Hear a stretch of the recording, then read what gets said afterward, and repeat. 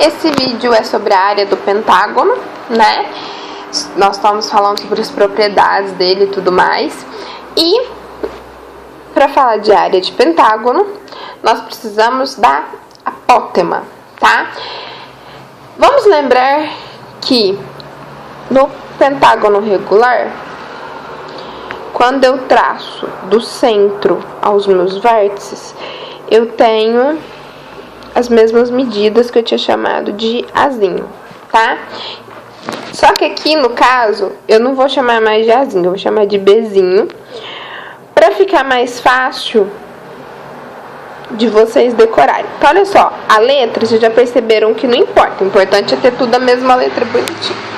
Eu tô fazendo isso para poder chamar de a minha apótema, para poder, né,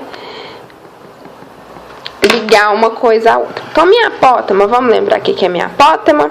A minha apótema é nada mais, nada menos que a altura desse triângulo que eu tenho aqui, que é isósceles. E vamos lembrar as maravilhosas propriedades desse triângulo isósceles. Esse ângulo aqui em cima tem 72. Só que toda vez que eu traço a altura de um triângulo isósceles referente à base dele, isso aqui divide esse ângulo exatamente em duas partes iguais. É uma propriedade dos triângulos isósceles. Então, aqui tem 36, aqui tem 36. Lembra? 72 dividido por 2, 36 para cada lado. Eu já sei que aqui embaixo mede 54. E aqui mede 90 porque é a altura. Por ser um triângulo isósceles, isso aqui fica L sobre 2, que é meu lado. Isso aqui também é L sobre 2. Ok? Dani, o que eu vou fazer com isso? Simples. Se na prova você tiver quanto que vale seno, cosseno, né, de 36 ou de 54, fica fácil. Por que fica fácil? Simples, você pode usar as leis seno, cosseno e tangente para poder descobrir quanto que vale a sua altura. E a gente sabe que a área de qualquer triângulo é base, no meu caso é o L aqui, vezes a altura, que é o A, dividido por 2. Eu tenho 5 triângulos. Só que para isso eu preciso do valor do lado e do valor da minha apótema. Sim, tá? Então, tomar um pouquinho de cuidado com isso. Então, se você tiver o valor do lado, como aqui é lado sobre 2, você vai precisar do valor da apótema para aplicar, certo? Você vai usar tangente. Se for tangente de 36, vai ser tangente é cateto oposto sobre hipotenusa, né?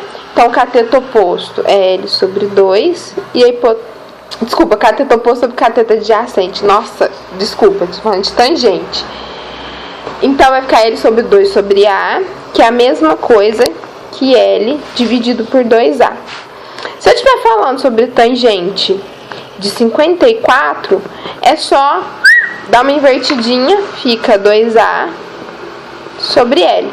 Se quiser confirmar, cateto oposto, que é o A, dividido por cateto adjacente, que é L sobre 2, divisão de fração, eu inverto, fica a mesma coisa. Tá, mas eu não sei tangente 36 e tangente 54 de cor. Realmente, ninguém tem como decorar a tabela inteira de tangente e de seno, cosseno, porque é muita coisa. A tangente de 54, ela é 0,6738. Só que depende muito do exercício. Isso é muito importante em matemática. O que acontece muito? Normalmente, em vestibular, nessas coisas, você só aplica se ele te der o número. Por quê? Porque se ele não te der, fica difícil você saber quantas casas decimais ele quer, né, que você utilize para poder fazer o exercício. Porque faz muita diferença você usar 2 casas, 3 casas, 4 casas. Às vezes, por causa de 1/10, você erra na hora de marcar o X.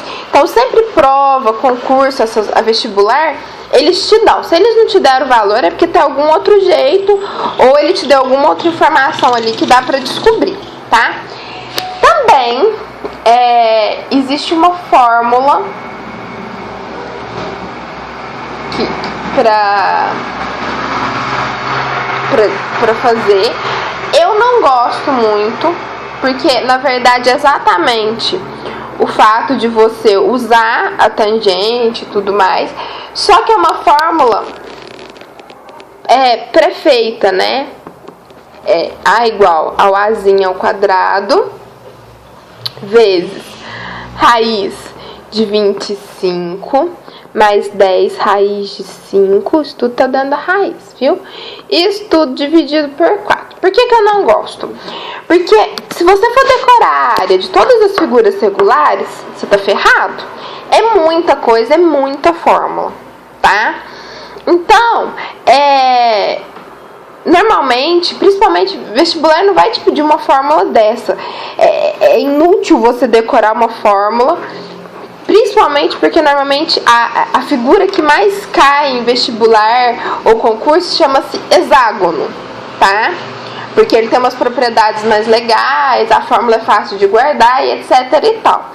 Então, não fica se prendendo à fórmula de coisas que a gente quase não usa, não.